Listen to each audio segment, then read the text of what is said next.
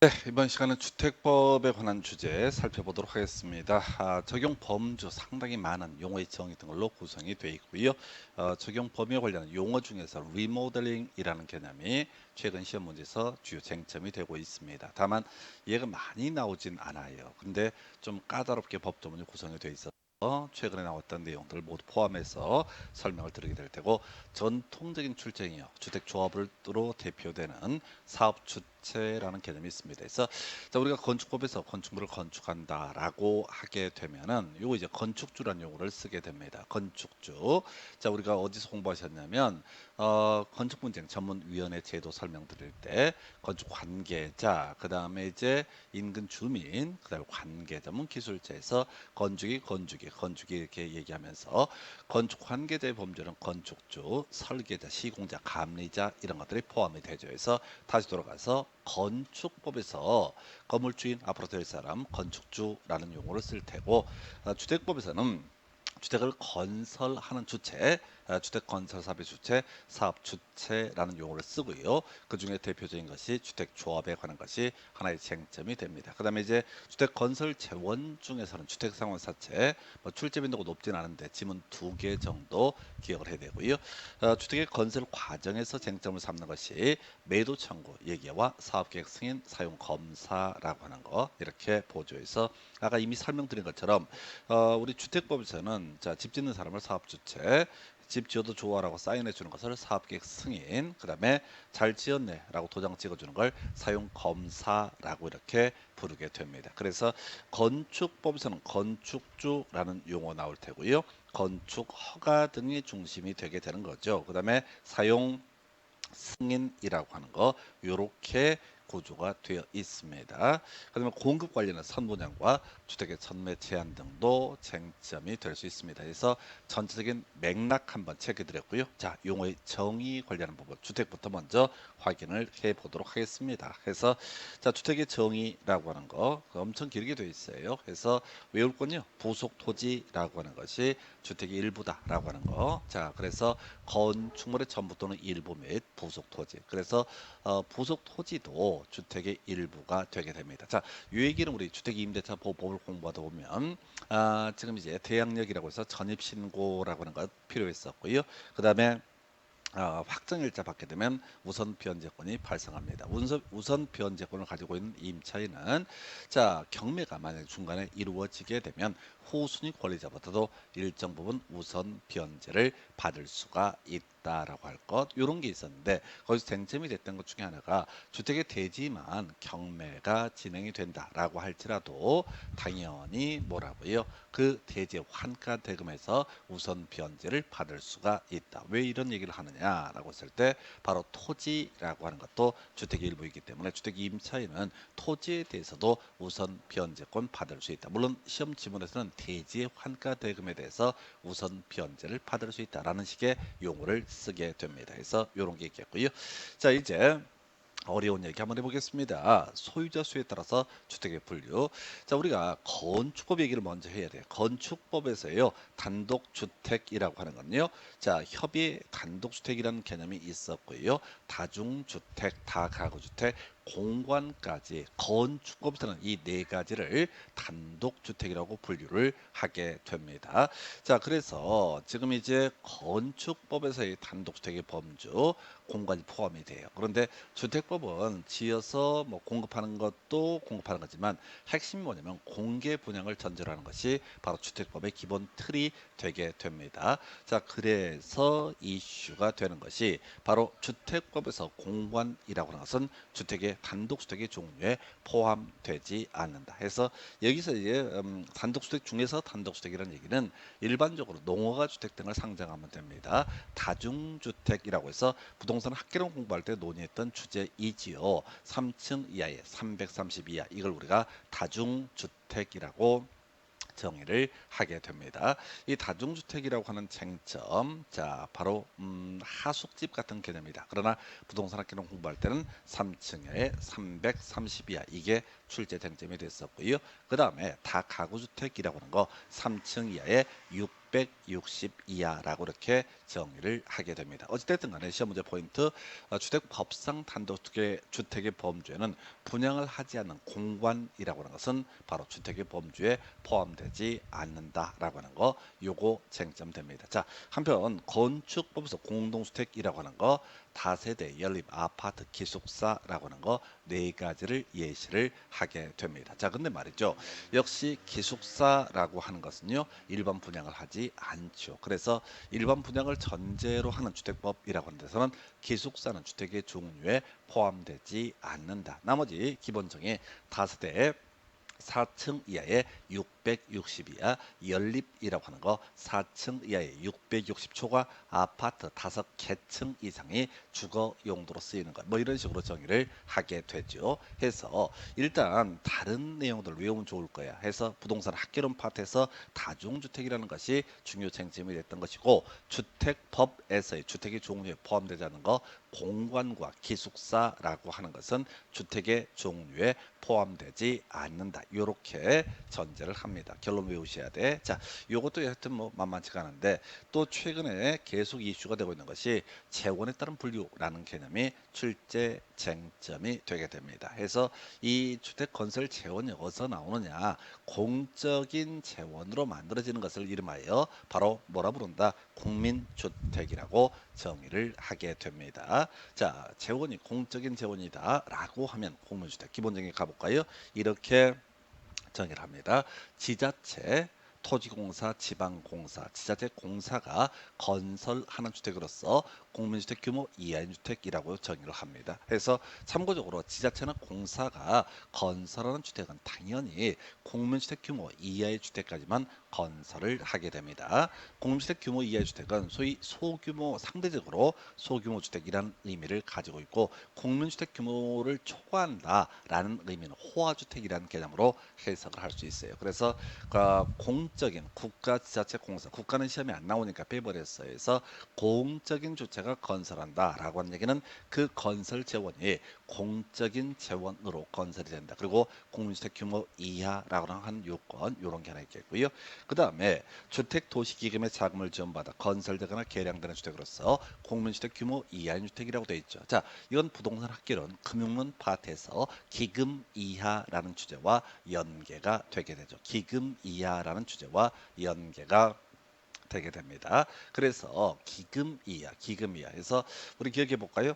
부동산 학개론 공부하실 때 공공금융과 민간금융으로 대비를 보면서 공공금융의 대표값은 주택도시기금이라고 하는 것이 되게 됩니다. 국가에서 조성한 기금이라는 거예요. 자, 이거는 이제 아무데나 돈을 빌려주는 것이 아니라 국민주택을 건설할 때 대출을 해주거나 국민주택을 매입하겠다, 분양을 받고자 한다, 또는 이제 임차하고자 한다, 뭐 이런 경우에 이 주택도시기금이라는 것을 대출을 해주게 됩니다. 그래서 지자체 공사 기금 이하 이런 식으로 가게 되는 거죠. 이게 공민주택이라고 하는 거. 그래서 자, 거기서 부동산 학개론 얘기할 때는 기금 이하라는 쟁점을 가지고 그렇게 중요한 출제 이슈로 삼아냈던 바가 있습니다. 기금 이하라고 하는 거, 기금 이하라고 하는 것이 출제 쟁점이 됐던 바가 있습니다. 그래서 주택도시기금을 가지고 자 건설을 하거나 또는 주택도시기금을 대출을 받아서 주택을 구입하고자 할 때는 공통적인 이슈가 국민주택 규모 이하인 주택만 가능하다 이런 식으로 논의가 됐었죠. 그래서 자 그러면 이제 국민주택에 대응하는 개념을 민영주택이라 부르고요. 민영주택이라고 하는 것은 자 지금 국민주택을 제외한 주택이라고 정의를 하게 됩니다. 그래서 요건 뭐 그다지 어렵지 않죠. 그러면 이제 여기서 살을 붙여서 또 하나의 쟁점 7, 8년 사이에 한 문제 구성됐던 것이 국민주택 규모의 주택이라는 개념이 나오게 됩니다. 이 국민주택 규모 주택은요 원칙적으로 85제곱미터, 85제곱미터 이하의 주택을 가리켜서 국민주택 규모의 주택이라고 정의를 합니다. 그래서 수도권에서의 국민주택 규모 주택은 85제곱미터 이하, 도시지역, 용도지역상 도시지역에서의 국민주택 규모 주택은 85제곱미터 이하의 주택을 의미하게 된다라고 할 것. 자, 그런데 이건 이제 출제 포인트가 아니고요. 이 문제에서 쟁점을 삼는 것은 일반적인 의미의 국민주택 규모 주택은 85제곱미터 이하다라는 것이 전제가 돼야 될 것이고, 자, 그런데 시골, 수도권이 아니고요. 도시 지역이 아닌 읍면지역, 시골 되겠습니다. 시골에서 공유주택, 규모주택이라고 하는 것은 100제곱미터 이하의 주택을 의미하게 됩니다. 그러면 시험 문제를 구성할 때 이런 식이야. 수도권을 제외한 도시 지역이 아닌 읍면 지역에서 공유주택, 규모주택 85제곱미터 이하의 주택을 말한다. 이런 식으로 해서 틀리게 구성을 하게 됩니다. 해서 다시 갑시다. 국민주택이라고 하는 거 공적인 재원, 건설주체가 공적이다라고 하는 것은 그 지자체, 공사라고 하는 거, 돈 자체가 공적이다라는 것은 주택도시기금이라고 하는 거, 물론 공통적인 이슈는 국민주택 규모 이하의 주택이라고 하는 것이 공통적인 이슈가 되게 됩니다. 그래서 이렇게 해서 재원에 따른 분류라는 개념 보셨고요. 그 다음에 이제 검토 드릴게 좀 잡단 얘기들 묶어서 가봐야 되죠. 세대 구분형 공동주택이라고 하는 거, 예, 여러분들은 세대 구분형 공동주택을 단 한 번도 보신 적이 없을 겁니다. 자, 요게 지금 세대 구분형 공동주택의 입법 취지라고 하는 것은 이렇습니다. 다른 것이 아니라 이 세대 구분형 공동주택을이라고 하는 것은 한 집에 두 집 살림 가능한가? 그럼 이제 문짝도 두 개가 달려 있어야 되죠. 자, 보통 우리가 아파트라고 하는 것을 보게 되면 문 하나 달려 있고요. 거기에 한 세대가 거주하는 게 일반적인 모습이 되게 될 겁니다. 자, 근데 세대 구분형 공동주택이라는 것은 하나의 아파트라고 하는데 문이 두 개가 달려 있어. 그래서 두 집이 독립적인 주거 생활을 할 수 있다라고 하는 것을 세대 구분형 공동주택이라고 정의를 합니다. 자, 그런데 그냥 공동주택이라 부르지 않고 세대 구분형 공동주택이라는 개념 자체에는 그 집은 전체가 다 한 집이다라는 것이 전제가 돼요. 그래서 의의를 보시게 되면 이렇게 정의를 합니다. 구분 소유할 수 없는 주택이라는 정의가 이슈가 돼. 자, 우리가 구분 소유라고 하는 것은 일반적인 아파트는 여러 명의 집주인들이 있잖아요. 각각 달리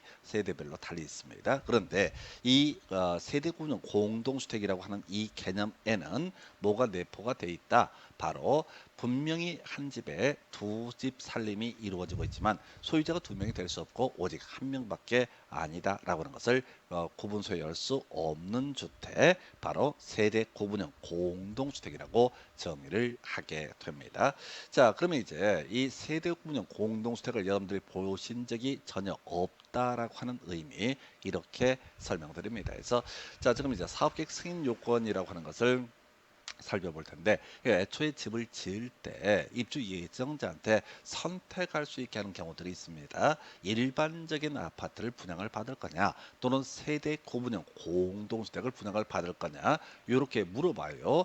근데 지금 여러분들은 수업을 들어도 헷갈릴 판인데, 자, 지금 아파트 청약하러 간 사람에게 세대 구분형 공동주택이 뭐다라고 그렇게 설명을 잘 안 해줘. 해줘도 뭔 소리인지 몰라. 왜? 한 번도 본 적이 없으니까. 그래서 현실은 존재하지 않아요. 어찌됐든 간에 현행법 체계상 주택법에 따른 주택 건설 사업을 함에 있어서 사업계획 승인이라는 것을 받아야 되는데, 세대 구분형 공동주택, 그러면 아파트 단지 하나를 다 세대 구분형 공동주택으로 할 수 있느냐, 하나의 동을 전부 다 세대 구분형 공동주택으로 할 수가 있느냐가 문제가 되는 것이고요. 예, 그건 허용되지 않습니다. 자, 그래서 세대 구분형 공동주택은 전체 호수 대비 세대 구분형 공동주택이 얼마? 3분의 1을 넘지 않을 것. 어떤 아파트 단지가 300세대 아파트가 들어간다라고 전제했을 때 호수 기준 최대 얼마까지?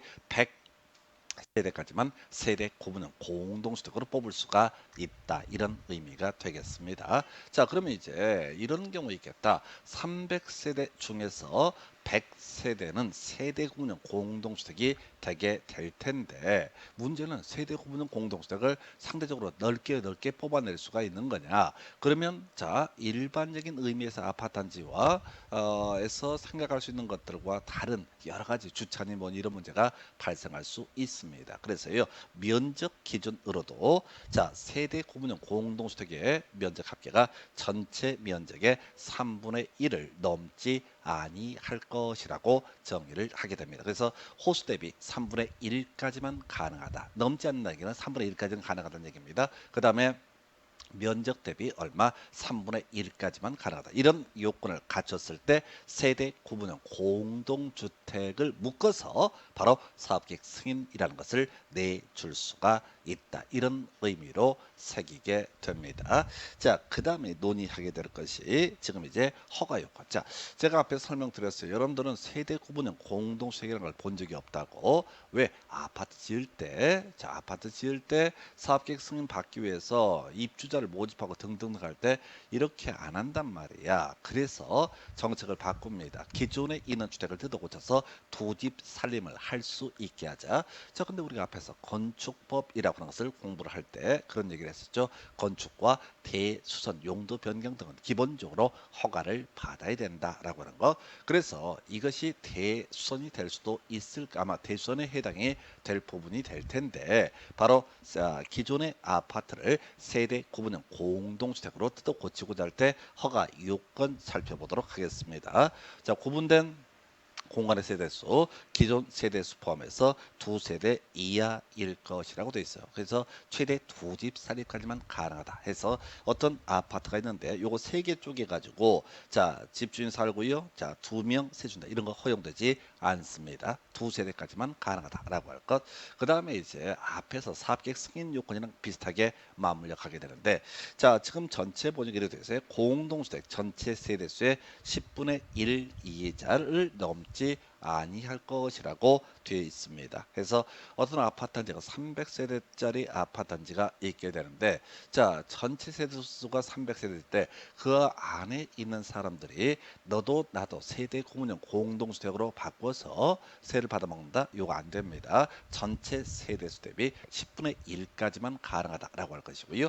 그러면 자, 어떤 동 A 101동이 있고 102동이 있다라고 했을 때 뭐 101동부터 110동까지 있다 하십시다. 그럼 이제 101동은 전부 다 세대 구분형 공동주택으로 집어넣을 수가 있는 거냐라고 했을 때 안 되고요. 해당 동 전체 세대수의 3분의 1까지만 소위 세대 구분형 공동주택으로 대수선 등을 허가해 줄 수 있게 된다. 그래서 이 파트에서는 사실은 원래 들어가면 훨씬 더 많은 양을 차지하고 있는데요.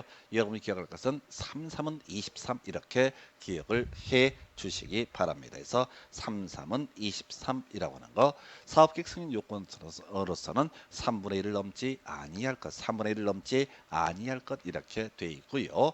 허가 요건으로서는 두 세대 이하일 것, 이건 쉽지. 한편 전체 세대수 대비 10분의 1을 넘지 아니할 것, 해당 동 세대수 대비 3분의 1을 넘지 아니할 것. 그래서 이 파트가 출제가 되면 26회든가 25회 한번 나오고 그 후로는 사이드로만 구성이 되는데 만약에 전면적으로 출제가 이루어지게 되면 33은 23이라는 숫자 정도가 출제 쟁점이 되게 될 겁니다. 그래서 33은 23이라고 하는 거 이게 세대 구분형 공동주택이라는 개념이 되게 될 것이고요.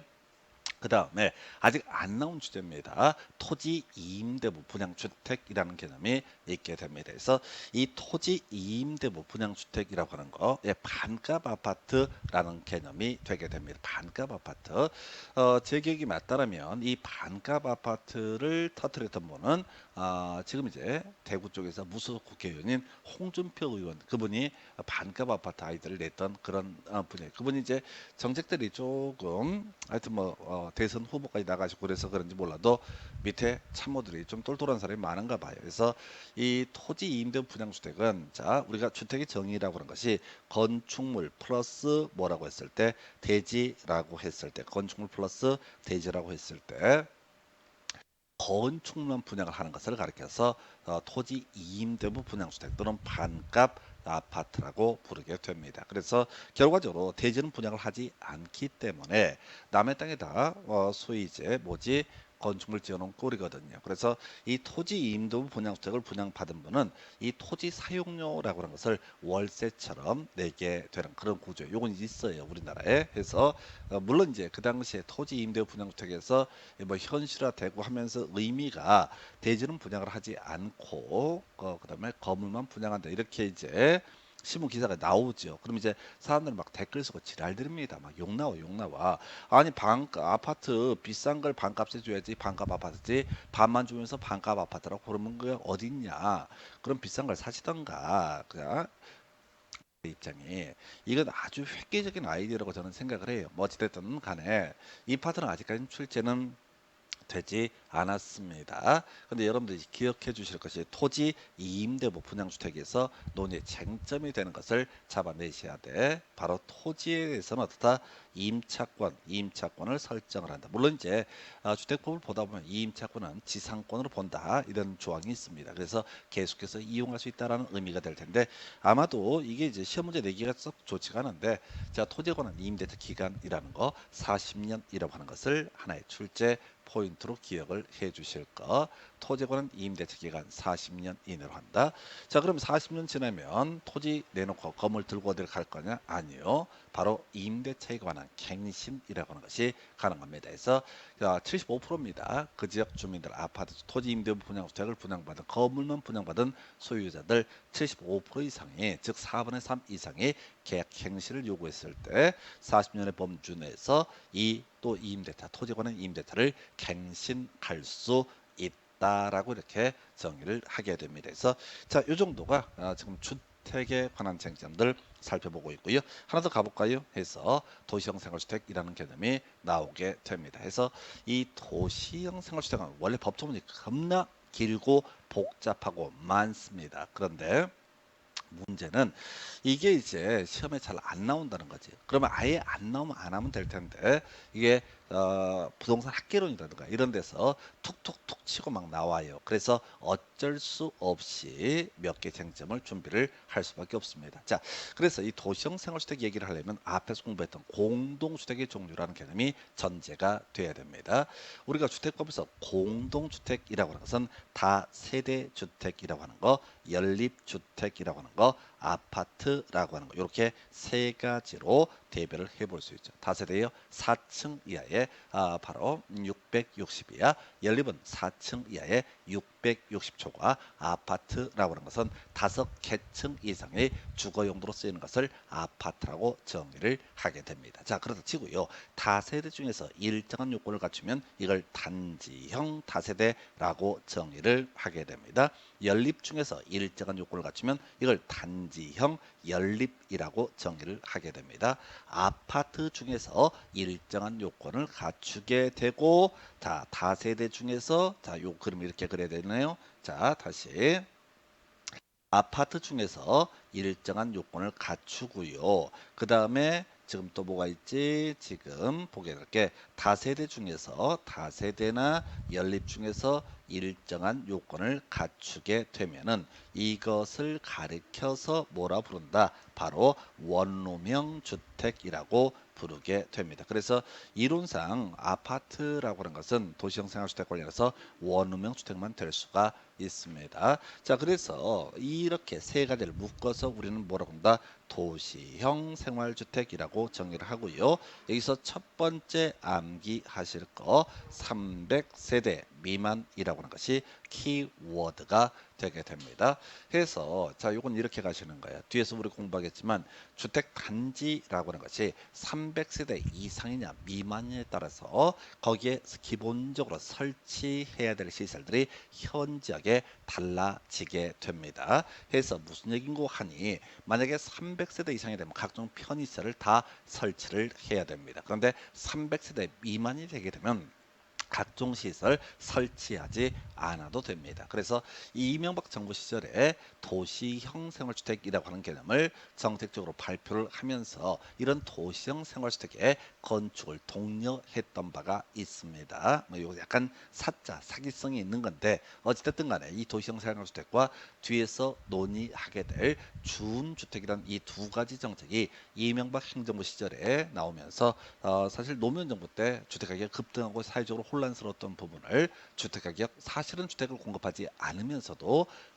시장 심리를 안정을 시켰던 적이 있습니다. 그래서 도시형 생활주택이요 다른 거 다 필요 없고요 300세대 미만. 자, 그러면 우리가 수험생 입장에서 300세대 미만이 갖는 의미 각종 편의 시설 등을 거의 설치를 하지 않아도 된다라는 의미로 기억을 해 주셔야 됩니다. 그래서 300세대 미만이라고 하는. 그래서 결과적으로 주택 공급을 늘리는 방법 중에 하나가 뭐냐면 그 인센티브를 부여하면 되는 거거든. 그래서 도시형 생활주택이라고 하는 개념은 자 바로 인센티브를 부여해서 겁나게 공급량을 늘리고자 하는 것이 도시형 생활주택이 되게 됩니다. 근데 종류라고 하는 게 이미 본 것처럼 단지형 다세대, 단지형 연립, 그리고 아파트, 원룸형주택 이렇게 세 가지로 구분을 하게 됩니다. 근데 이 정의 요건을 따져 묻기에 외우기에는 너무 양이 방대해서 큰 의미를 가질 수는 없는 영역이고요. 자, 혼합건축이라는 개념이 마지막 출제 포인트가 되게 됩니다. 자, 우리가 일반 주택과 도시형 생활주택을 비교해 봤을 때 일반 주택 대비 건축 규제가 현재의 완화가 되는 것이 바로 도시형 생활주택이라는 개념입니다. 그럼 이제 이렇게 생각하면 좋을 것 같아요. 일반 주택하고 도시형 생활주택은 기본적으로 함께 건축하면 안 된다라는 것이 전제가 돼야 됩니다. 그래서요, 이게 혼합 건축에 관한 명제가 세 가지가 있게 되는데 첫 번째, 하나의 건축물에는 단지형 연립과 원룸형 주택 함께 섞어서 지을 수 없다라든가, 하나의 건축물에는 단지형 다세대와 원룸형 주택을 함께 건축할 수 없다. 예, 이렇게 가는 거예요. 그래서 이게 이제 논리 구조의 문제상 자 함부로 섞어서 짓지 마라 이런 얘기입니다. 근데 이걸 분석하시면 안 되고요. 요거는 원칙인데 시험에 낼 수는 없습니다.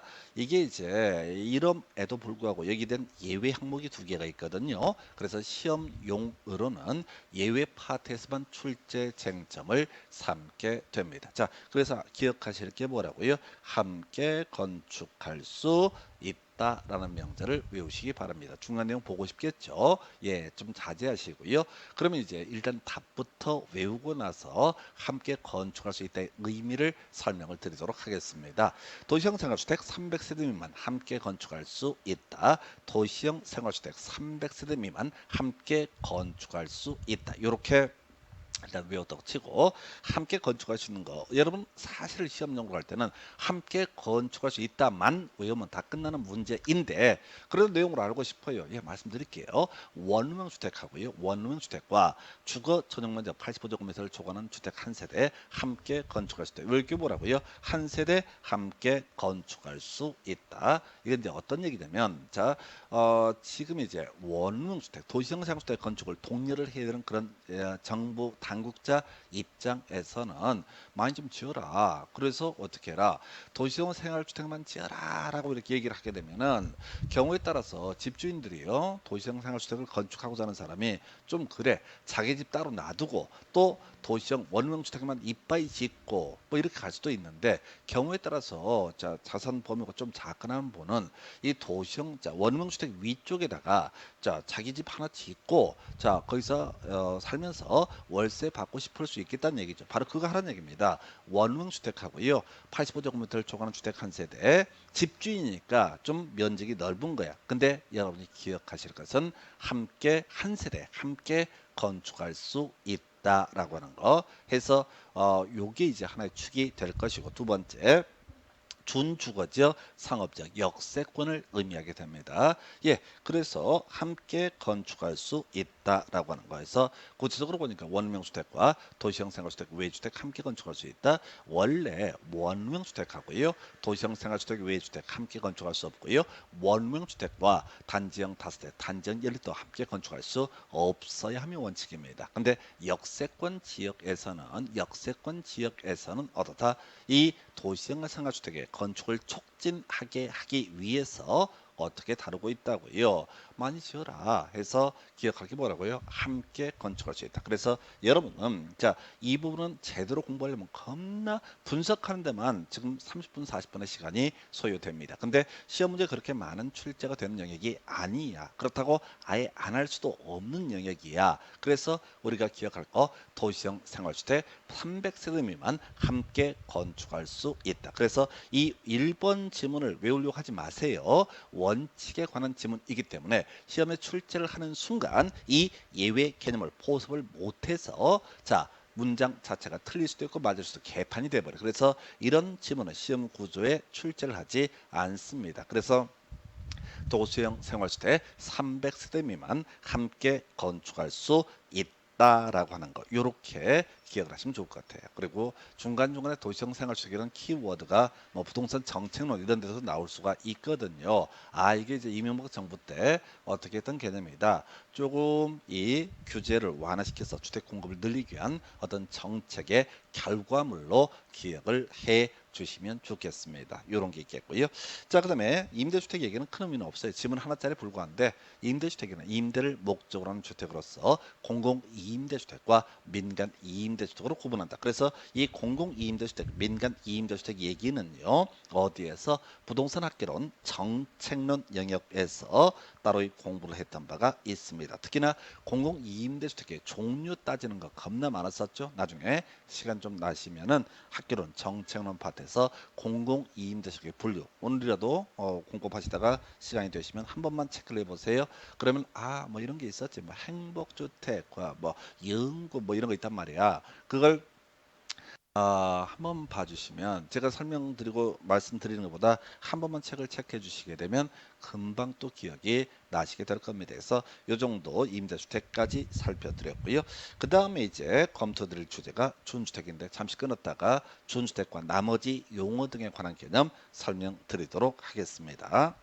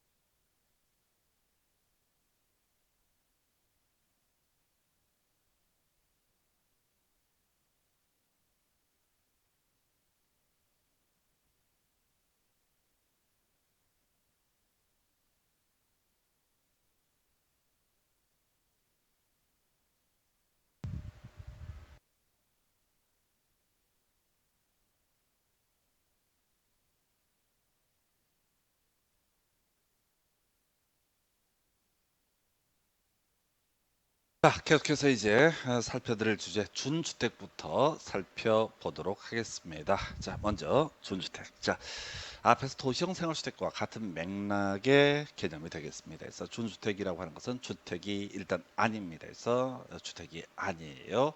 주택에 준하는 개념이다라고 해서 기본 의의가 이런 식이에요. 그래서 주택 외 건축물과 부속 토지로서 사실 주거 시설을 이용 가능한 시설 이렇게 정의를 하게 됩니다. 그래서 앞에서 도시형 생활주택이라는 정책을 도입할 때 정부 입장에서는 주택 공급을 늘릴 필요가 있다라고 하는 관점에서 그런 정책이 하나 나왔었고요. 이 준주택이라고 하는 것은 기존에 있었습니다. 있었는데 문제는 시장 심리라고 하는 게 있잖아요. 주택 공급량이 좀 부족하다라고 하면 주택 가격이 급등을 하거나 이런 문제가 터지게 됩니다. 그래서 정부에서 이명박 정부 시절에 사기친 겁니다.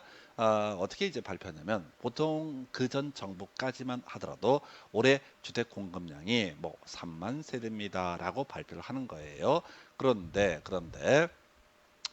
이명박 정부 때는 어떤 식으로 정부에서 주택 공급량을 발표를 하냐면 주택 3만 세대, 도시형 생활주택 5천 세대, 준주택 1만 세대를 공급하겠다 이런 식으로 발표를 하는 거예요. 그러면 기자들이 이 내용을 잘 모르니까 법을 모르니까 어떻게 그냥 합의 뭐 4만 5천 세대 공급한다. 그래서 주택 공급량 겁나 많기 때문에 주택 가격 걱정 안 하셔도 된다. 이런 식으로 기사를 써버리는 거야. 정부 당국자들이 알면서 약간 사기성 있는 거죠. 근데 그 당시만 하더라도 이명박 정부 전에 노무현 정부 체계에서 뭐가 문제가 됐었냐면 주택 공급 등이 문제가 돼가지고 정권이 흔들렸던 사례가 있습니다. 그래서 모르겠어요. 기자들이 알면서 그랬었는지 모르면서 썼는지 모르겠지만 결국은 준주택은 기존 정부에서 다 있었던 개념인데 따로 이 통계를 안 뽑았던 부분이에요. 그런데 주택 공급량 관련해서 통계를 따로 뽑아서 마치 주택으로 공급하는 것처럼 시장에 착시 효과를 주게 됩니다. 그래서 종류 살펴보셔야 됩니다. 그래서 시험 문제 포인트는 이거죠. 기다노라고 하는 거. 그래서 기다노, 기숙사. 예, 우리가 주택법에서의 주택은 아니라고 공동주택은 아니라고 설명을 드렸습니다. 다중생활시설이라고 하는 거. 이 이제 뭡니까? 고시원 같은 것을 얘기하게 되는 거죠. 주택은 아니죠. 주택법에서 주택은 분양을 목적으로 한다고 그랬어요. 노인복지주택 이건 주택 같은데 주택 맞습니다. 근데 주택법상의 주택은 아니다라고 봅니다. 이건 보건복지부 소관사무고요. 주택에 관해서는 건설교통부 소관사무가 되겠습니다. 그래서 이 노인복지주택이라고 하는 것은 논리 체계가 어떻게 되는 거냐면은 자 어르신들이 거주하는데 편하도록 만든 주택이에요. 예를 들어서 욕실 같은데 낙상 떨어져 다치는 경우, 넘어져 다치는 경우 이런 걸 막아내기 위해서 노인복지주택이라고 해서 거기는 이제 미끄럼 방지 막 이런 것들을 설치하고요, 문턱 등을 없애고요, 이런 유형의 주택을 노인복지주택이라고 정의를 하게 됩니다. 그러나 이 우리가 주택청약종합저축이라고 해서 이런 걸 가지고 이 노인복지주택을 분양을 받을 수는 없어요. 그래서 바로 주택법에 적용을 받지 않게 됩니다. 그 다음에 오피스텔, 아마도 의미상 주거용 오피스텔을 의미하게 되겠죠. 그래서 기다노라고 하는 것이 논의의 쟁점이 되게 됩니다. 그래서 요거는 제가 일부러 이명박 정부 정책이라고 말씀을 드렸고 이게 이제 암기 편의를 위해서 만들어진 개념인데 이명박 정부 이명박 씨가 어떤 사람이냐라고 했을 때 지금 간방에 가신 분이고요.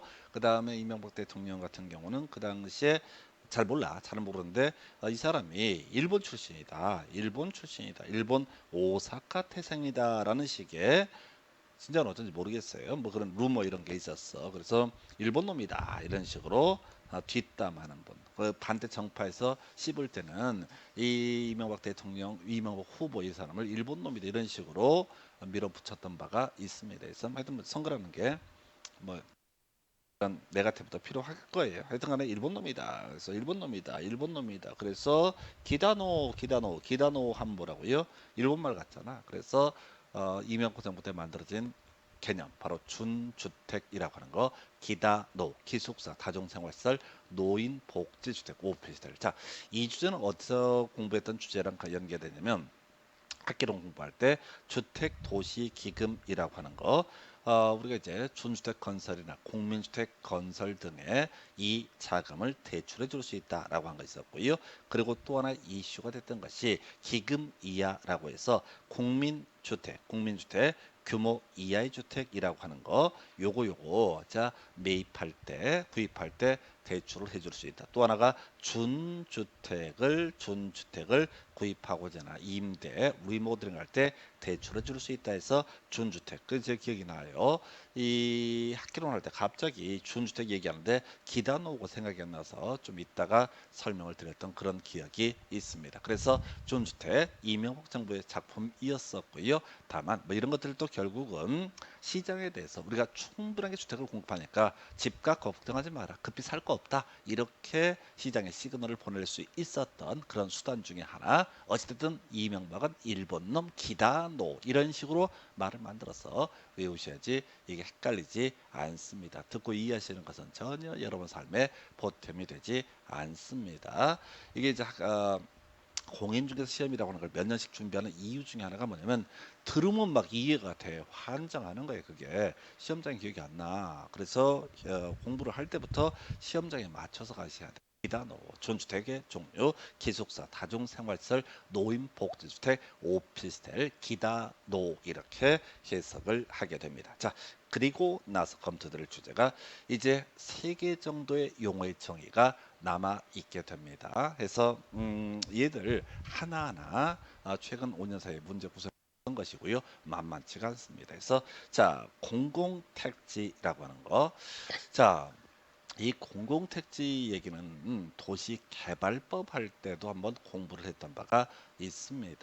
수용 방식에 따른 도시개발 사업에 있어서 자, 지금 이제 수용을 통해서 택지를 조성을 해서 건설업자에게 분양을 한다. 그걸 우리가 공공택지라고 정의를 합니다. 그럼 이제 토지를 확보할 때 무슨 방식이 있어? 수용 방식에 대해서 환지 방식이 있었죠. 환지 방식에 따라서 택지를 조성하게 되면 이것은 공공택지가 아닌 택지라는 용어를 씁니다. 그래서 공공택지의 키워드가 되는 것은 바로 뭐가 된다? 자, 이 택지를 조성함에 있어서 수용 방식, 토지 소유자 의사에 반해서 땅을 강제로 뺏어내는 것을 수용이라고 부르게 되는데 수용 방식을 통해서 택지를 조성하면 이걸 뭐라고 그런다? 공공택지라고 부르게 됩니다. 자, 근데 이게 외우기가 너무 어려워요. 종류가 무려 9개가 있습니다. 여러분들이 그걸 다 외운다는 건 불가능에 가깝고요. 예를 들어서 산업단지 조성 사업 이게 한번 출제가 돼서 산업단지 조성 사업에 따라 조성된 공동주택 건설 용지 이건 공공택지에 해당한다. 28회 때인가 답이 됐던 명제입니다. 근데 그거 하나 나왔다고 해서 공공택지의 종류를 하나하나 다 외운다라고 하는 것은 거의 불능에 가까운 영역이 되게 됩니다. 자, 근데 어떻게 해야 돼? 시험 준비를 해야 되니까 공공택지의 기본 개념부터 설명드립니다. 이건 책이 없어요. 그냥 분석을 해서 나온 결과물입니다. 수용 방식에 따라서 조성된 공동주택 건설 용지를 줄여서 공공택지라고 이렇게 정의를 하게 됩니다. 택지는 주택 건설 용지를 의미하게 될 테고 요즘에 주택은 대부분 공동주택이잖아요. 그런데 이 택지를 조성함에 있어서 수용 방식을 통해서 조성을 하게 되면 이걸 뭐라고 합니다. 공공택지라고 부르게 됩니다. 뭐 여기까지는 그렇다 쳐. 자, 근데 이게 금방 자꾸 잊어버려서 문제가 되는데 하여튼 공공택지 이런 의미인데 우리 주택법에서는요. 공공택지의 종류가 9개가 나열이 돼 있습니다. 그래서 이제 이슈 삼아내야 될 거, 자, 공공택지에 포함되는 거, 예, 9개 있습니다. 근데 저는 여러분한테 9개를 설명드리지 않습니다. 왜? 어차피 설명해봤자 못 외우실 거니까. 그래서 이건 패턴으로 끝내셔야 돼.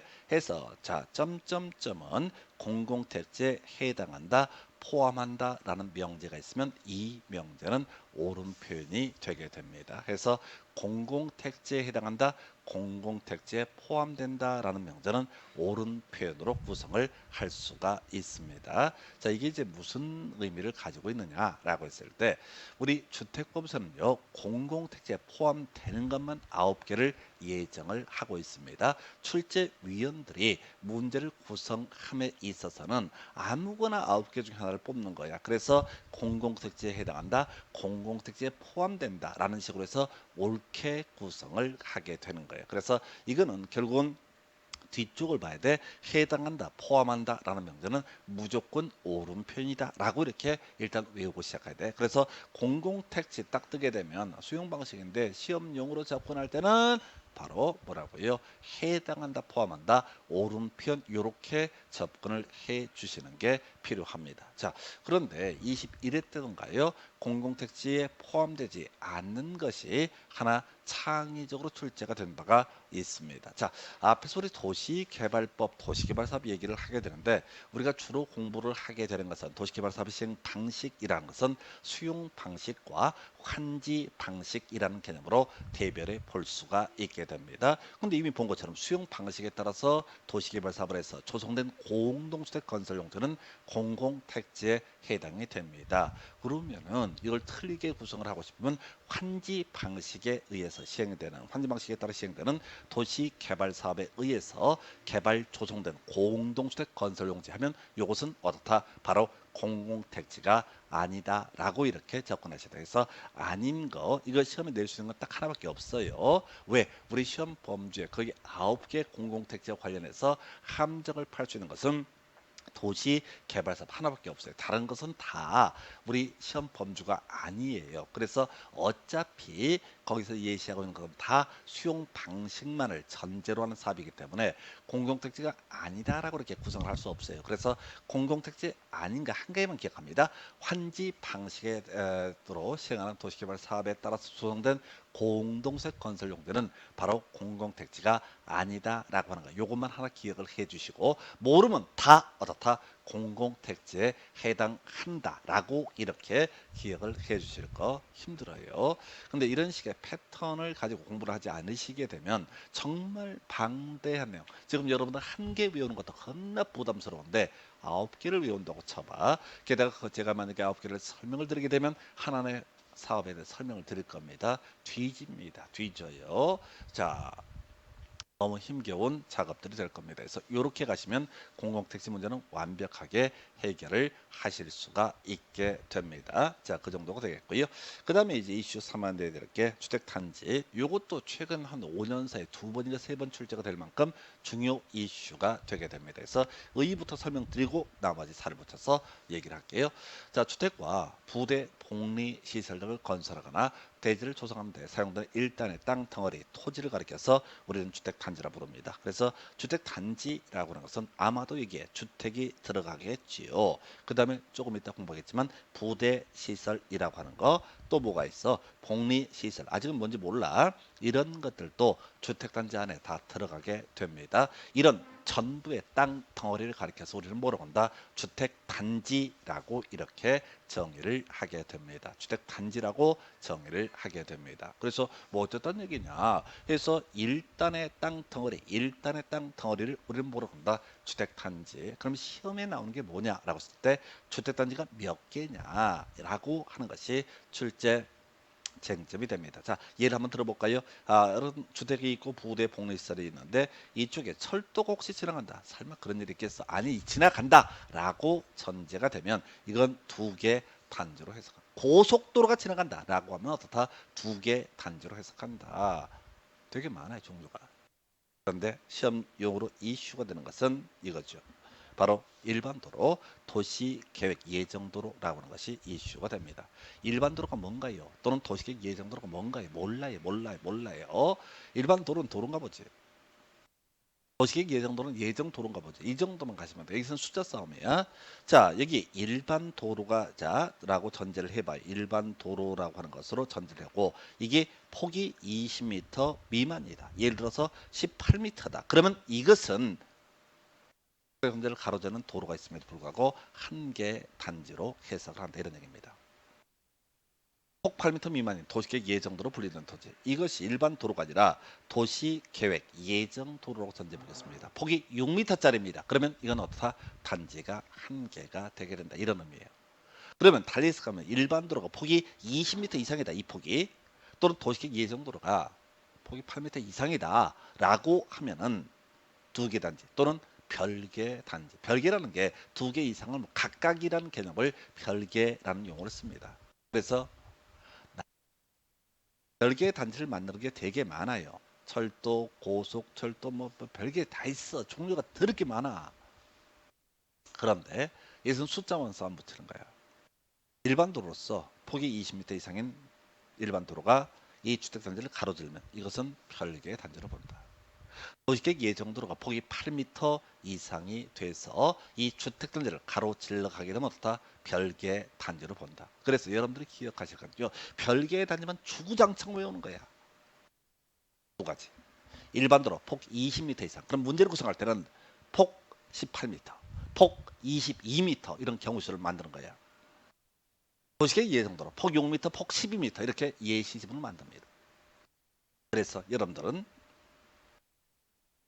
일반도로, 도시계획 예정도로 일반도로의 경우 폭이 20m 이상, 도시계획 예정도로의 경우 폭이 8m 이상이 되게 되면 어떻다? 이때는 별개 단지로 해석을 하게 된다. 이렇게 이걸 외우셔야 돼요. 주택단지 일단의 땅 덩어리. 점을 계속해서 한 개의 단지냐, 별개의 단지냐, 이것만 갖고 쟁점을 삼아내. 쉬워 보이죠? 아니요, 어려워요. 왜? 별개 단지로 만드는 게 뭐 철도, 고속도로, 자동차, 전용도로 뭐 이런 게 쭉 종류가 나와. 그 하나하나의 의미를 새기는 것 너무 어려워. 거기 숫자가 다 없어요. 숫자 있는 게 일반 도로와 도시계획 예정도 두 가지. 물론 이제 시행 규칙인가를 찾아보면 국지도로 나오는데 거기까지는 욕심. 나중에 문제 풀이할 때 한두 개 외우는 건 별개 문제로. 일반도로 폭 20m 이상, 도시계획 예정도로 폭 8m 이상이 됐을 때 어떻다? 별개 단지로 해석을 하게 된다. 이렇게 전제를 삼습니다. 요거 하나 쟁점. 되게 어려워요, 이런 게. 자, 그래서 지금 앞에서 공공택지 까다롭죠. 도시계획 예정도로와 일반 도로 때문에 이게 별개의 단지가 되는 경우와 한 개의 단지 경우 숫자 정확하게 개념을 잡아 주셔야 됩니다.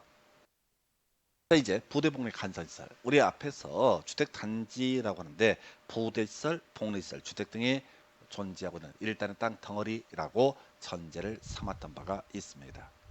그래서 부대복리 간선 답이 안 돼도 그건 무조건 외우고 들어가야 돼. 자, 부대시설, 주택단지 안에 설치 딸린 담장, 주택단지 안에 도로, 주차장, 관리사무소 요 네 가지가 부대시설. 물론 시행 규칙하면 수십 개 더 있습니다. 그거 외우려고 하지 마세요. 한 번도 안 나왔으니까. 우리 시험에 20년 동안 나왔던 것만 가지고 시험을 보십시다. 더 파면 안 돼. 물론 제가 분석을 해서 얘는 아직까지 안 나왔지만 나올 수 있다고 판단하면 제가 따로 설명을 드립니다. 근데 시중에 수험서 중에 부대시설만 거의 A4 용지 반 페이지 이렇게 하는 걸 뭐 처외우라고 하는 것도 아니고 의미 없어요. 자, 주택단지에 딸린 담장, 주택단지 안에 도로, 주차장, 관리사무소 이걸 우리가 부대시설이라고 정의를 합니다. 부대시설의 논리 구조는 뭐냐면은 꼭 필요한 시설 이런 뉘앙스예요. 근데 이 법조문이 1960년도가 70년도에 만들어졌어. 지금하고 안 맞아. 담장 필요해 안 필요해요? 요즘에 담장이 뭔 필요 있어요? 있는 담장도 헐어야 될 판에 주차장 때문에. 그래서 이 부대시설은요.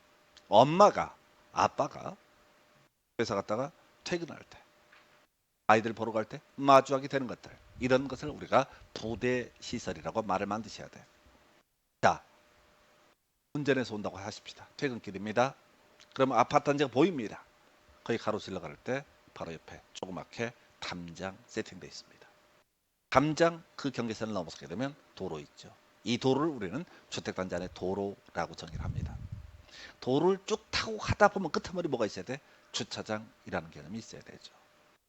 주차장 없으면 아빠는 퇴근을 못하고 하루 종일 주택단지 아파트 단지 안을 계속 빙빙 돌아야 되는 문제가 터집니다. 주차장 보셨고 주차장만 있으면 어떻게 돼? 불법 주정차하고 개판되는 거지. 그때 관리사무소, 강력 본드로 부정한 관리사무소. 그래서 부대시설이라는 것은 주택단지에 딸린 담장, 주택단지 안에 도로, 주차장, 관리사무소 이 네 가지를 어떻다 부대시설. 이걸 정확하게 외우셔야 돼. 적당히 외우시면 아사리 판이 됩니다. 복리시설. 사실은 부대 복리까지 외우는 게 안전빵이죠. 왜? 간선시설 안 외울 거니까. 세 개를 다 하려고 하지 마시고 세 있으면 두 개만 정확히 파는 거예요. 자, 복리시설. 이거는 있어도 좋고 없어도 그만 시설이라는 뉘앙스에서 원래 출발점은. 근데 지금에 와서는 그것도 아니야. 꼭 있어야 돼. 그럼 이제 이건 아까 부대시설은 퇴근은 엄마 아빠가 마주하게 되는 공간이라는 뉘앙스를 가지고 있었고요. 이제 복리시설이라고 하는 개념은 주택단지 안에 거주하고 있는 입주민들이 또는 활용하는 시설이라는 개념이에요. 아까는 퇴근할 때 마주하는 거고 단지 안에 들어갔을 때 이용하는 시설. 이걸 우리는 복리시설이라고 정의를 합니다. 그래서 어린이 놀이터 아이들 때문에 필요하죠. 유치원 아이들이랑 관련돼 있죠. 그래서 어린이 놀이터 유치원 이건 대가리 따는 거 아니야? 뉘앙스로 가는 거야. 그 다음에 성인들과 관련한 필요한 시설 주민 운동시설 뭐 탁구장이라든가 뭐 이런. 그리고 요즘에 짓는 최근 아파트는 다 피트니스 센터 뭐 이런 거 있잖아요.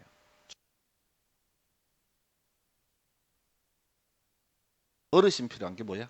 경로당.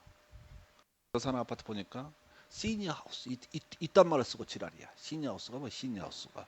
그것도 영어로 쓰고 난리야. 어르신들이 그 영어를 얼마나 잘한다고. 하여튼 간에 경로당 앞에서 도대체 이건 뭔가 너무 궁금해서 시니어 하우스. 그냥 시니어 하우스 다 치고 이 시니어 하우스를 알아보기 좋게 쓰면 나. 이걸 또 이제 디자인을 해야 할건 뭐 다름없게 자식들 그냥 복리시설. 아이들 필요한 거 어린이 놀이터 유치원. 성인들 필요한 거 어르신들 필요한 거 경로당.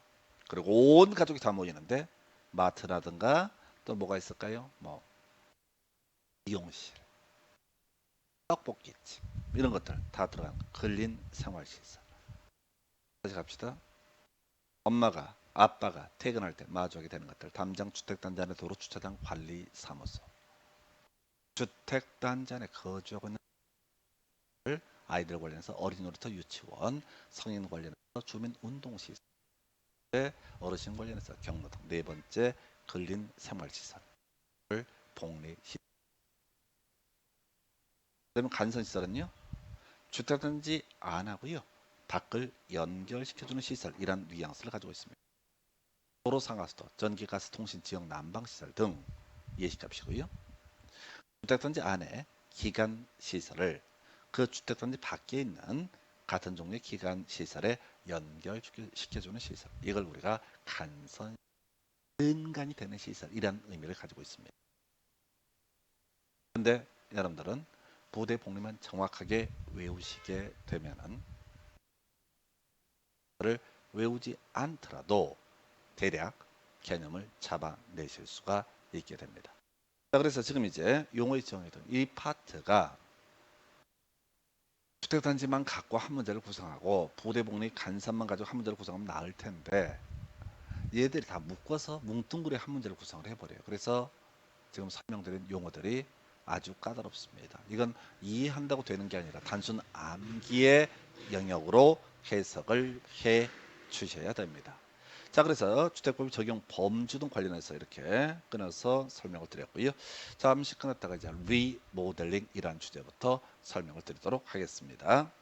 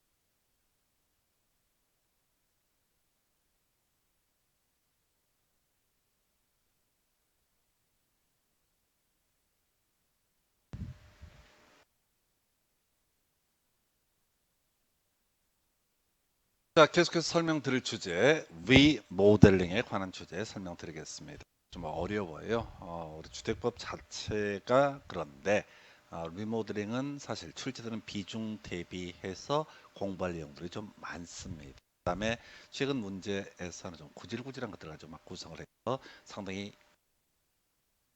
하나입니다. 일단 리모델링 쉬운 것부터 한번 체크해 볼까요? 리모델링이 뭐냐? 의 또는 불주라고 해서 증축이라고 하는 것을 우리가 리모델링이라 부릅니다.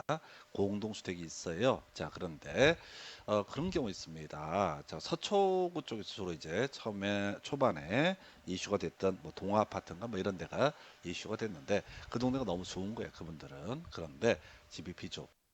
어떻게 한다고요? 자, 좀 면적을 늘려서 써보자라고 해서 만들어진 개념이 증축형 리모델링. 물론 이것에 대응해서 대수선형 리모델링이라는 것도 있게 됩니다. 그래서 대부분의 논의 포인트는 증축형을 중심으로 나오고 대수선형을 공부를 하는 이유는 섞어서 내거든요. 그래서 자, 증축형 리모델링 관련해서 제일 첫 번째 이슈가 되는 거 요건부터 보겠습니다. 중요한 요 자, 어떤 공동주택이 15년 사용 승인 또는 사용 검사를 받고 나서 15년이 경과가 됐을 때 그때 증축하는 것을 리모델링이라고 부르게 됩니다. 그래서 공동주택이 만들어진 지 14년밖에 안 됐다. 그러면 이때는 소위 주택법의 적용을 받아서 증축형 리모델링을 할 수가 없게 됩니다. 15년 중요한 쟁점이고요.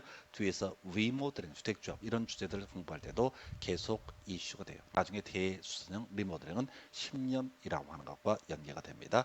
자, 한편 우리가 증축할 때 가장 기본이 자 세대수 증가형 리모델링 따로 공부하지 않습니다. 자, 요거는 이제 요건부터 시작해서 쭉 한 문장으로 이루어져 있어요. 그래서 세대수 증가형은 뭐냐? 자, 아파트 단지가 이렇게 있다고 하십시다. 뭐 복도형으로 칠게요. 이해하기 편하기 위해서.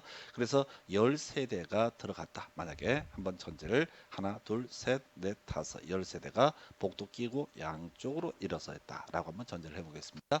자, 그러면은 이때 이거를 증축을 요렇게 하게 됩니다. 그러면 이게 뭐가 문제가 되냐면은 모양이 겁나 웃겨져. 집이 되게 길쭉해져. 그래서 이게 별 메리트가 없어. 면적은 늘어나지만은 자, 어떤 주방의 라인이라든가 이런 것들 특히 주부들 입장에서 그게 중요하게 받아들이시거든요. 근데 그 영향가 없어. 그리고 더 큰 건 내 돈 들여서 내가 증축을 하는데 집값이 얼마나 오를지 알 수가 없는 상태에서 뭐가 문제가 된다. 건축벽에 문제가 돼요. 그래서 요거를 요렇게 11개나 12개로 쪼개서 분양하는 방식. 자, 이걸 우리가 세대수 증가형 리모델링이라고 얘기를 합니다. 의미 없죠. 왜? 집이 더 길쭉해지니까. 그래서 이제 어떻게 하자? 주택의 모양을 좀 유지를 하면서 세대수를 증가시켜 보자. 그래서 면적도 증축도 하고 세대수도 증가하고 그다음에 수직 증축형 위쪽으로 뽑아 올리는 거. 그러면 주택 모양이 정상적으로 나오는 거죠. 이 수직 증축형 리모델링의 출제 이슈. 여기에는 증축이라는 개념이 내재가 되어 있고 세대수도 증가도 되고요. 그다음에 수직 2로 2층, 3층 올릴 수가 있다. 출제 포인트 바로 수직 증축형 리모델링에 있어서 기존 주택의 자, 층수가 14층 이하면은 두 개 층까지 증축할 수 있고요. 15층 이상이 되면 증축을 할 수가 있게 됩니다. 이게 출제 쟁점이에요. 네.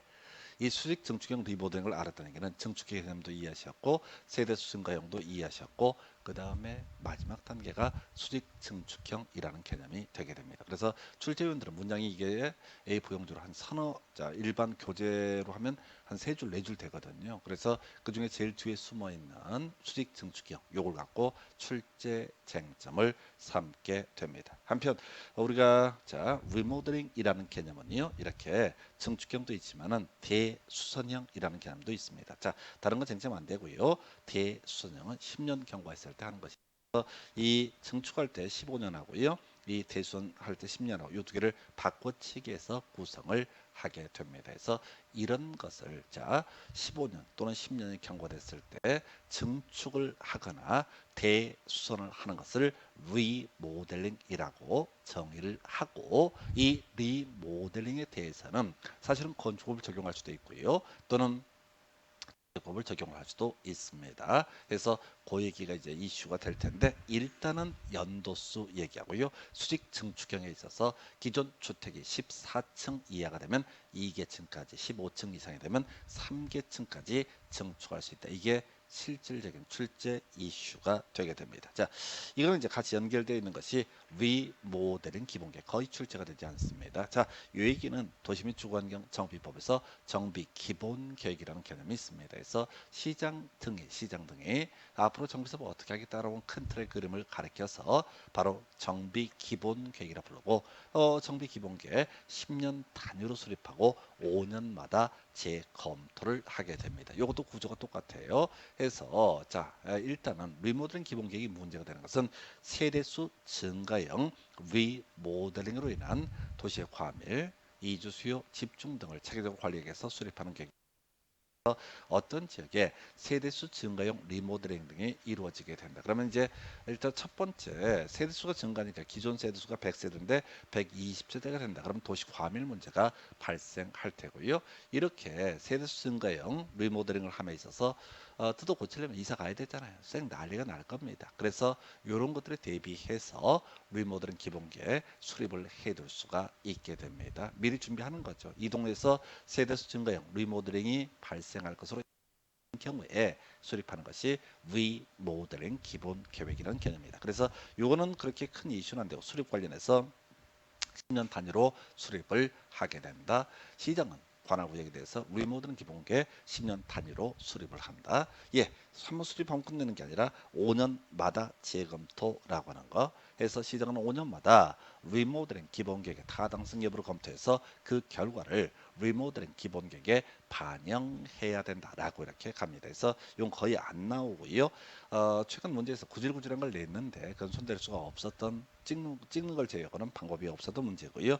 요거는 앞에서 우리 정비 기본 계획이라는 개념과 연계가 돼요. 그래서 이 리모델링이라는 개념하고 자 정비법에서 재건축은 서로 맞물려가는 개념입니다. 그래서 재건축이 안 되기 때문에 자 리모델링을 하는 것이고요. 리모델링이 가능하다라고 한다면 굳이 재건축을 억제시키자 이런 논리 구조야. 그래서 지금 리모델링 주택법에서 논의하기는 리모델링이라고 하는 개념은 재건축이라는 개념과 비교해서 기억을 해 주셔야 됩니다. 그래서 이렇게 보셨고요. 자 이제 리모델링의 과정 등에 대해서 설명을 드리도록 하겠습니다. 먼저 주체부터 논의를 해 볼까요? 라고 해서 자 리모델링 할 수 있는 사람 누가 있느냐 이런 것들은 사실 설명을 드리긴 하는데 외울 수는 없습니다.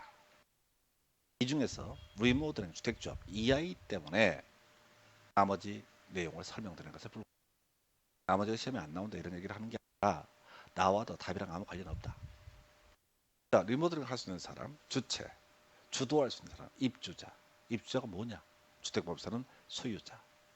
소유자의 대리인, 배우자나 직계존비소. 그러니까 입주자는 얘기나 소유자는 얘기나 거의 비슷한 얘기입니다. 사용자, 세입자 등을 얘기하는 거죠. 관리주체. 관리주체라고 하는 개념은 입주자 대표 회의라고 하는 거 말고 관리사무소를 얘기하는 경우가 있습니다. 디테일하게 볼 거 아니고요. 입주자 대표회의 뭐 이런 게 있을 수 있겠고, 그러니까 얘들이 일정한 요건에서 리모델링을 진행할 수 있다는 논리 구조입니다. 그리고 위에서 공부하게 될 사업 주체 중에서 리모델링 주택 조합이라고 하는 거 EI와 관련한 내용을 하려고 앞에서 잡단 얘기를 하게 되는 겁니다. 그래서 여러분들은 실제 문제를 풀어갈 때 포인트 몇 개 외워서 시험 봐주셔야 됩니다. 이 하나하나 법정을 읽는다고 해서 외워지는 게 아닙니다.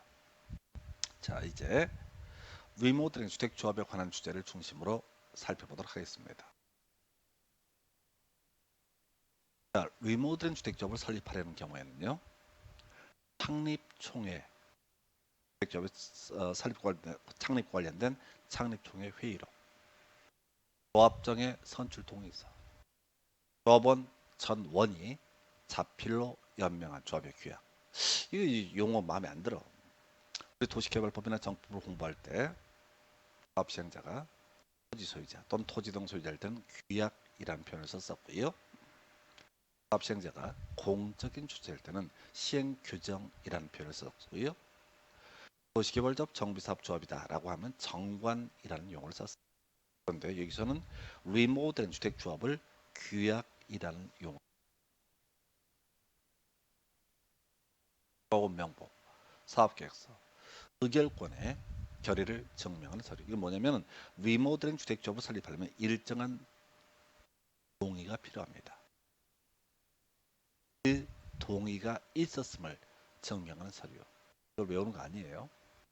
사용검사 사용 승인을 받은 후 15년 이상 경과했음을 증명하는 서류를 제출해서 시군구청장에게 인가를 받아야 한다. 뒤에서 공부하겠지만 리모델링 주택조합은 설립 인가라고 하는 과정. 나중에 국민주택이라는 것을 공급받기 위한 직장조합 같은 경우 신고 이렇게 되어 있습니다.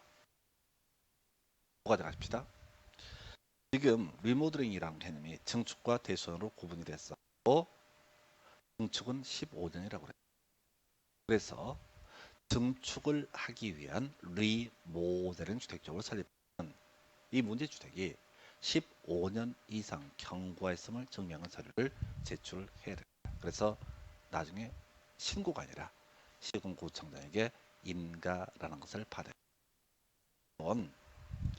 리모델링 주택조합이 설립이 돼서 대수선을 하고자 한다라고 하면 나머지 창립총회 회의록이라든가 조합장 선출 동의서, 조합의 규약, 조합 명부, 사업계획서, 의결 했음을 증명하는 서류 외에 사용검사 받은 후 10년이 경과했음을 입증하는 서류를 제출합니다. 그래서 시험 문제 구성할 때는 괄호 열고 대수하는 경우 10년 돼 있잖아요. 그러니까 이 긴 문장 중에 제일 뒤쪽에 있는 5년, 10년을 갖고 쟁점을 삼고요.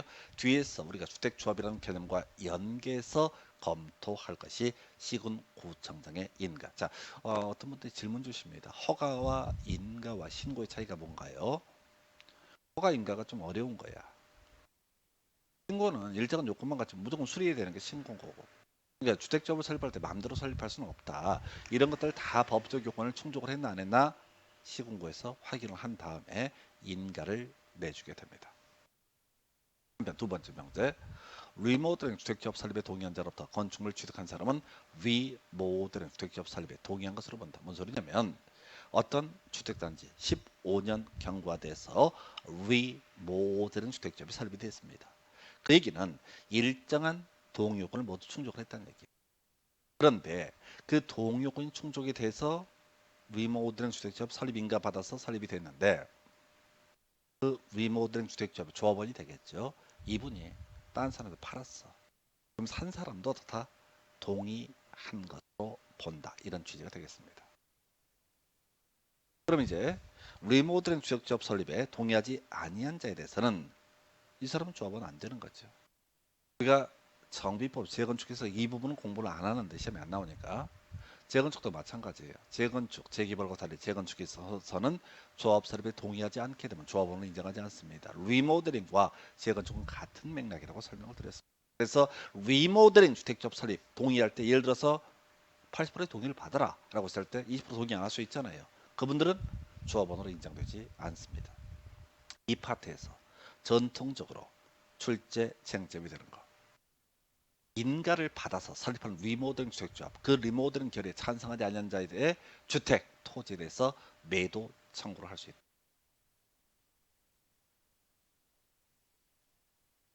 이 명제가 왜 중요하냐라고 했을 때 앞에서 바로 보신 명제 리모델링 주택조합 설립에 동의하지 아니한 사람 조합원 될 수 없다라고 이미 설명을. 그러면 자 어떤 동에서 95%가 동의했어. 한 명이 반대했다 하십시다. 이 사람 조합원 될 수 없어요. 그러면 이 사람이 하필이면 10층에 살고 있었어. 10층짜리 건물인데 주택인데 그럼 1층부터 9층까지만 증축을 할 거냐? 그건 아니란 얘기죠. 배수할 거냐? 아니란 얘기죠. 그래서 이분에 대해서는 어떻다? 팔고 가라 라는 매도 청구를 할 수 있다. 매도 청구를 할 수 있다는 얘기는 수용과 거의 유사해요. 개념이. 다만 수용은 개별 법에 따라서 수용권이 발생한 데 비해서 매도 청구라고 하는 개념은 법원의 판사가 일정한 요건을 가졌으면 리모델링 결의에 동의하지 아니했던 조합원이 아닌 그 사람에게 팔아! 라고 강제할 수 있는 것을 매도 청구권이라고 부르게 됩니다. 재건축도 마찬가지예요. 자, 그래서 이 파트에서 실제 이슈가 되는 것은 증축은 15년, 대수는 몇 년? 10년 이렇게 가게 됩니다. 그리고 그래서 따로 공부해야 되지만 리모델링 주택조합 관련해서 이 사람은 어떠다? 리모델링 주택조합 관련해서는 인가라는 과정을 거칩니다. 리모델링 결의에 동의하지 않는 사람, 이 사람 조합은 될 수 없고 이 사람에 대해서는 조합이 매도 청구라는 것을 할 수가 있게 됩니다. 이 정도의 내용이에요. 15년 인가 매도 청구 이 정도가 주요한 이슈. 그러면 시험 지문에 이걸 뛰어넘는 다른 지문들이 뜨면 일단 유보하고 이 쟁점을 가지고 답을 체크해 주셔야 됩니다. 자, 그리고 나서요. 이제 리모델링 허가라는 주제 사업계획 승인력이 나옵니다. 리모델링 주택조합이라고 하는 것은 주택법 제도인데 리모델링은 앞에서 공부할 때 증축과 대수선이라고 설명을 드렸습니다. 얘긴즉슨 는 리모델링 증축이나 대수선을 하려면 건축법을 적용받는 게 원칙이기 때문에 건축법에 따른 증축 허가, 대수선의 허가를 받아야 됩니다. 물론 이 앞에 전제 요건에서 동의라고 하는 것이 필요합니다. 하는데 리모델링 할 수, 그러니까 이 구조가 뭐냐면 특히 리모델링 주택 조합이 이제 문제가 되는데 이건 뭐 시험용은 아닌데 알고는 가셔야 돼. 조합 설립하면 동의 얻어야 됩니다. 일정한 동의. 동의 요건 외우지 마세요. 저는 외우다가 떨어지면 봤어. 쓸데없는 짓거리야. 그러면 안 나오는 걸 왜 외우냐고. 그러면 조합 설립했잖아요. 리모델링 정축이나 대수선 허가를 받습니다. 이때도 미리 동의라고 하는 것이 필요합니다. 그래서 리모델링은 안 됩니다. 재건축은 조합 설립하는 순간 동의받아서 조합 설립하면 그걸로 끝나. 나머지는 빨라져. 근데 리모델링 주택조합 관련해서는 조합 설립할 때 한번 동의받고 리모델링 허가를 받을 때 또 동의를 받아야 돼. 이게 몇 년씩 걸리고 하다 보니까 중간에 사람 마음도 바뀌고 집값이 안 오르기도 하고 등등등 해서 잘 안 돼. 현실적으로 법 제도상. 이 법 취지는 재건축하지 말고 때려부수지 말고 재활용하자 뭐 이런 취지가 될 텐데 현실은 만만치가 않다. 이거는 리모델링을 하려면 기본적으로 해라. 어떻게 해라? 건축법에 따른 건축 허가라는 것을 일선 허가를 받아야 된다. 이렇게 전제를 삼습니다. 내용 되게 간단해요. 근데 법조문은 더럽게 복잡해요. 공동주택 입주자, 사용자 또는 관리주체, 리모델링 주택조합, 입주자 대표회의. 입주자 대표는 따로 소유자 전원의 동의를 받도록 하고 있습니다. 다. 아까 이 사람들 리모델링의 주체라고 그랬잖아요. 이걸 외울 건 아니라고요. 공동주택을 리모델링 하려고 하는 경우 동의요건 충족을 해서 시군구청장에게 허가를 받아야 한다. 아까 조합을 설립할 때는요. 동의 시군구청장의 인가 한번 했어. 조합 설립했어. 또는 나머지 애들 같은 경우 조합 설립 안 하면 동의 뭐 입주자 대표는 소유자 전원의 동의를 받아야 되는데 또 그다 치고 리모델링 허가를 받기 위해서 뭐가 필요하다? 동의라는 것을 받아야 된다. 어떤 동의 요건? 법정 동의 요건. 법정 동의 요건은 어떻게 되는데? 숫자가 포인트가 아니라고요. 그러니까 이 1번 명제를 가지고 수험생들 무너집니다. 관리주체는 뭐고 소유자 전원의 동의를 받은 대표인은 또 뭐고 그래서 어떻게 또 봐. 그럼 기억이 남냐고. 남는 게 아무것도 없다. 자, 이제 살펴 보겠습니다. 증축형 리모델링을 하려는 사람은 시군구청장에게 안전진단이라는 안전진단을 받은 시군구청장 안전진단 실시를 우리가 재건축할 때도요. 정비기본계획 수립할 때 정비계획 수립할 때 안전진단이라는 그래서 안전진단 통과가 돼야지 재건축을 위한 정비구역 지정되고 재건축 사업을 할 수 있습니다. 근데 증축형 리모델링 할 때도 안전진단을 하라고 되어 있잖아요.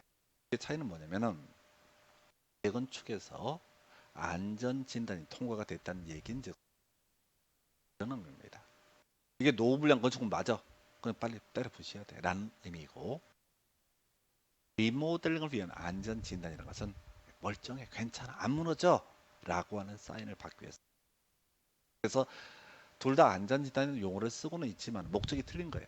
재건축을 추진하는 입장에서는 이게 노후불량 건축물이다라는 걸 도장을 받고 싶은 거고 리모델링을 위한 안전진단에 있어서는 도장을 받고 싶은 겁니다.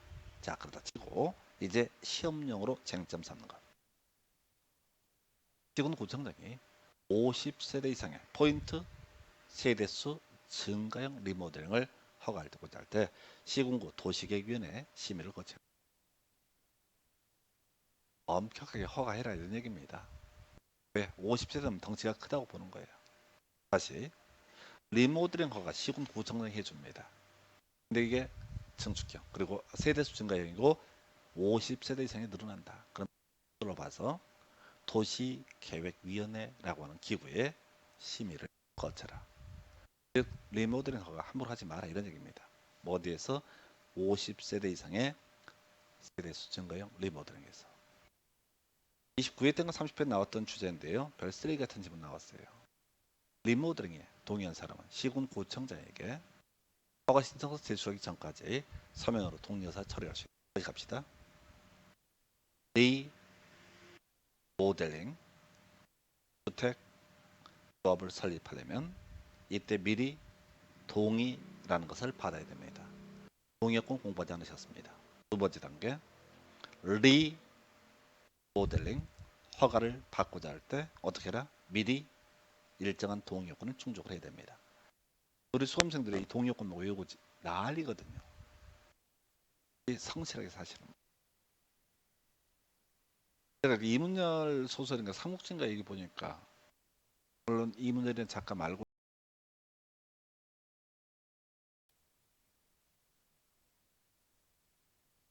세상을 그 뭐죠? 말아먹게 하는 사람들은 대가리 나쁜데 열심히 사는 사람들이 운동에 놀아나게 된다. 이런 얘기를 합니다. 되는 게 있었어요. 뭐냐면 수험생들의 입장에서는 배운다는 건 만만치가 않다.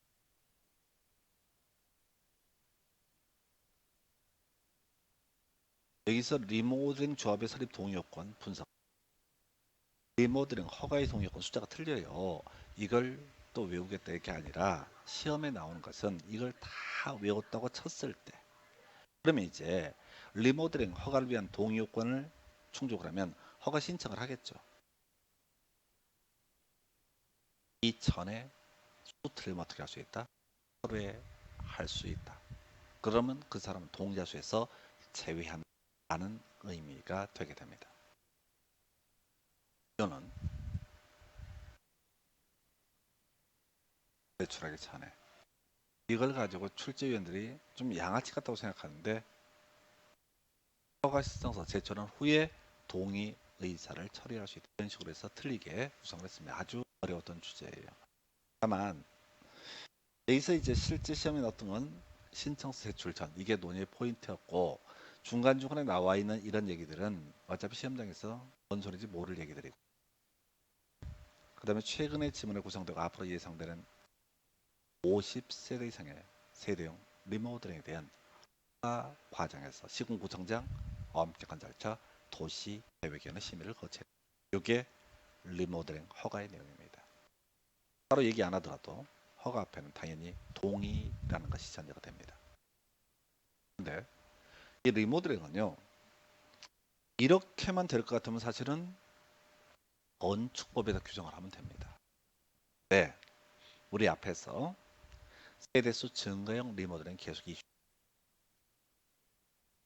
세법에서는요 새롭게 30호, 30세대 이상의 주택을 건설할 때는 건축법이 아니라 주택법을 적용한다고 선언하고 있습니다.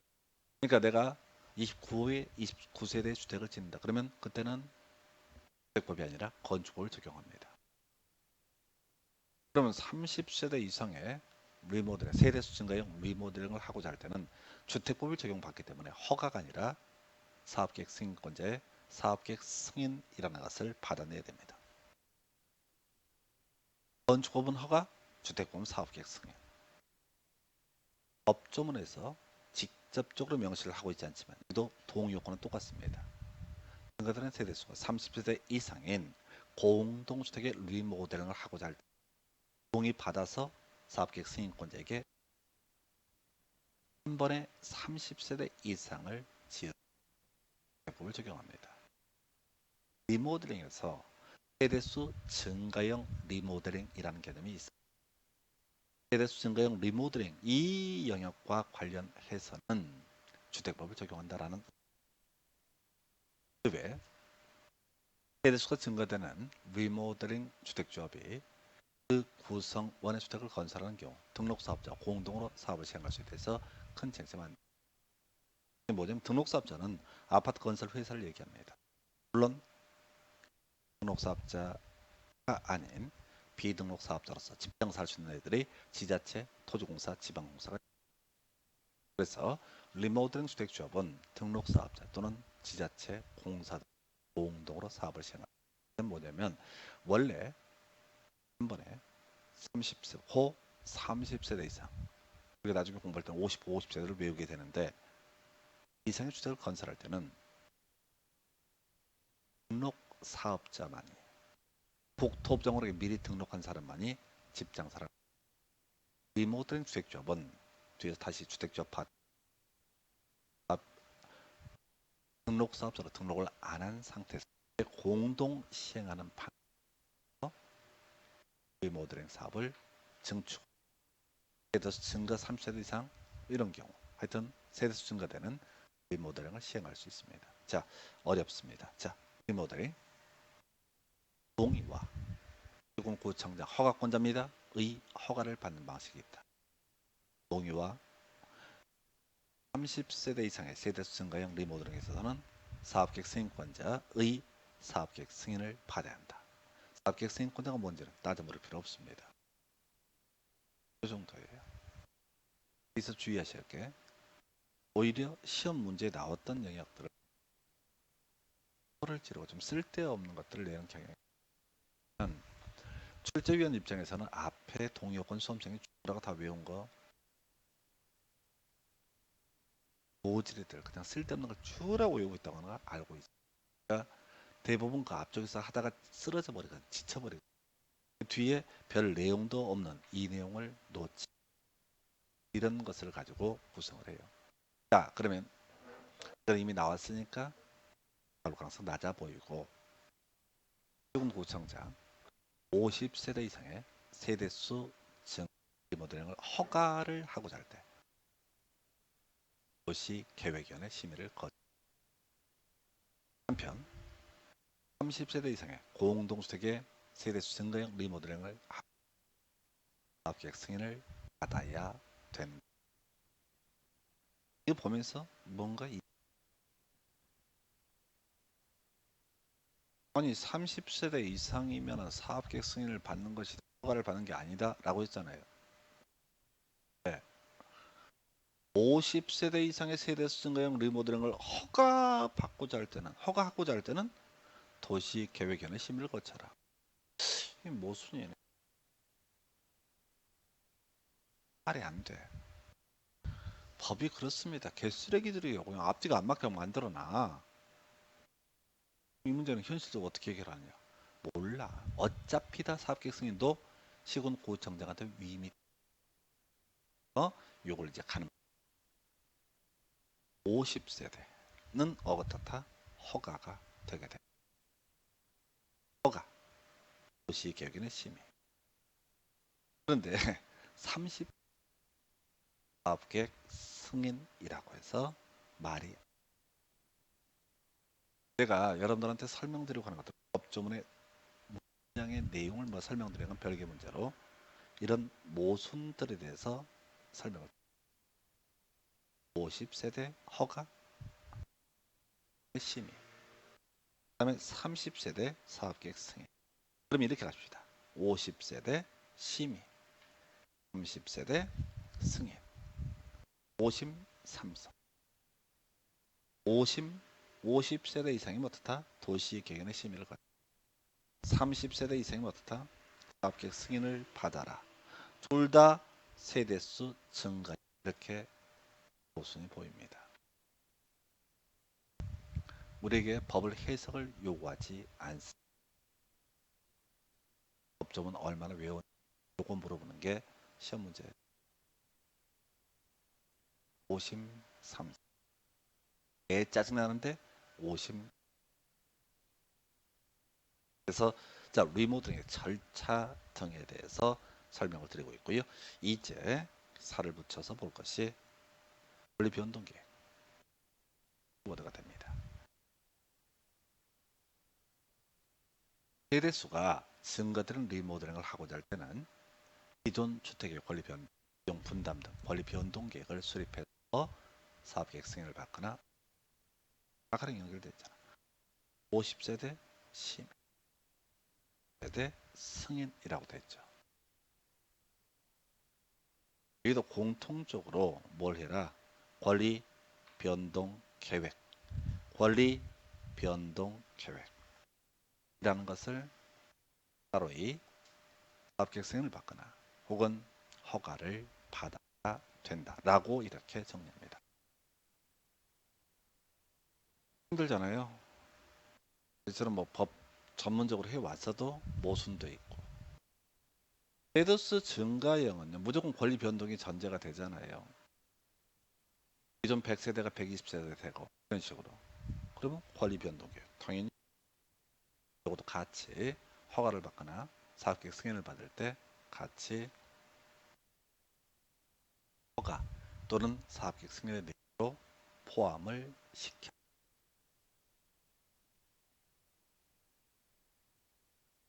이미 30세대 승인, 공통적으로 뭐라고요? 권리 변동계.